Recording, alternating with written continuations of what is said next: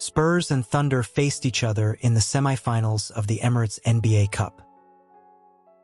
San Antonio entered this game with a 17-7 record and was set to welcome back Victor Wembanyama, who was coming off a calf strain that had sidelined him for a month and was expected to come off the bench to ease him back into action.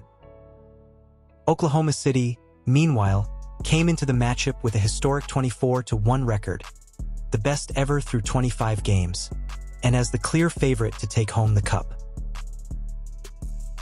But let's take a closer look at how the game tactically unfolded.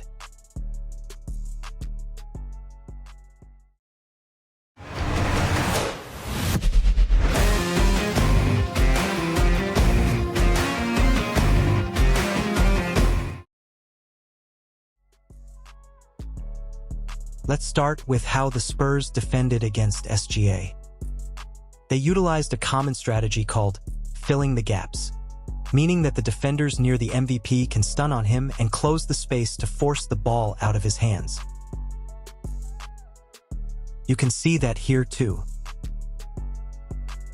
Both Castle and Keldon Johnson are stunting to close the driving lane. This way they can force a contested mid-range pull-up. But doing it against OKC is a huge risk, since the team is built to play with perfect spacing and solid shooters. So Kornet's position is punished by Williams. Daigneault is used to face this coverage for his best player, so he knows empty side pick and rolls are the most effective way to remove the stunted players.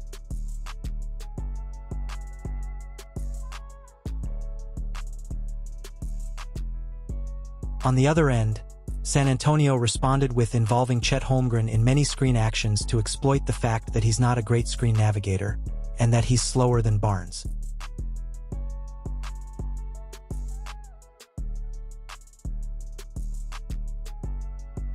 That also means having shooters like Vassell coming off of screens set by Holmgren's defensive assignment. This works because the Thunder big can't play aggressively or he'll get beaten off the dribble.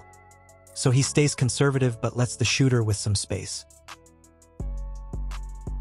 Take a look at this simple yet very smart play designed by Mitch Johnson.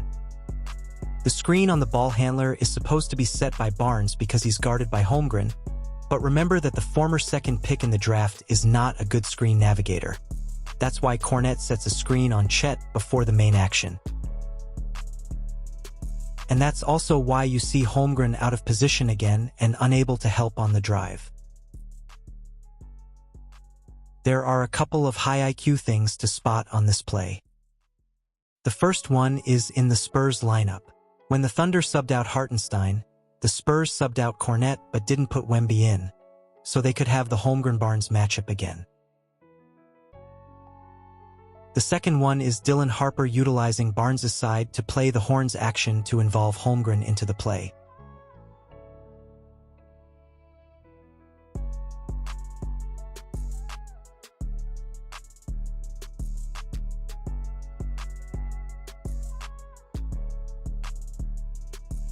The game changed for the Spurs when Wembanyama came in, despite some initial struggles due to the Thunder defensive scheme.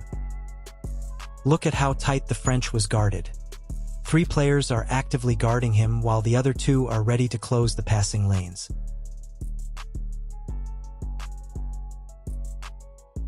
The little details are what makes this defense so effective.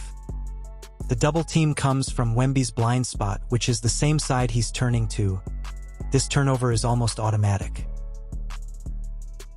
The first counter tried by the Spurs was having the French big bringing up the ball and telling his teammates to space away from him, as you've seen from his gesture. But he got triple-teamed again, and the ball was lost again. So Coach Johnson tried another possible solution, which was setting flare screens for his star to let him receive the ball with more space.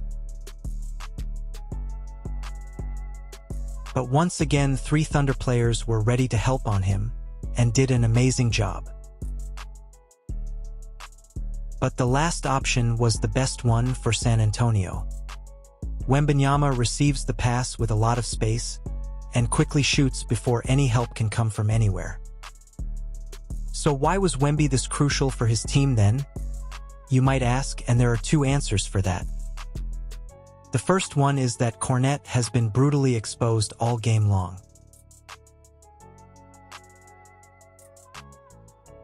All types of high pick and rolls were specifically made to target the former Boston Celtic on defense.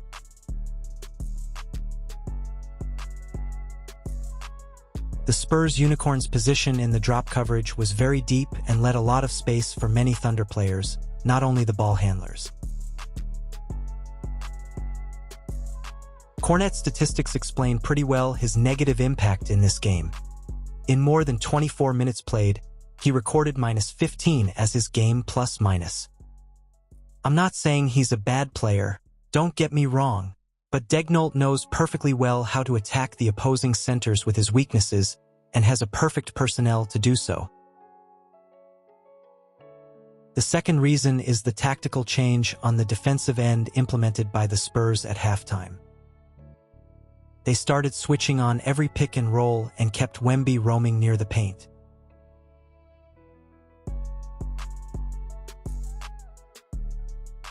This tactic became very evident the moment Wembanyama signaled his teammate to peel switch on Holmgren to remain as close to the paint as possible.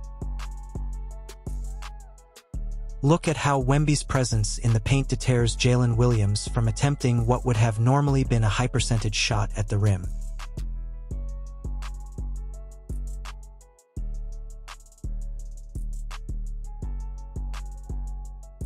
The Spurs went from having a 118.2 team defensive rating with Kornet on the court to 83.3 with Wembanyama in this game. The reason is in these clips, here J-Dub has to take a contested mid-range pull-up shot instead of a rim attempt because of the alien ready to help in the paint.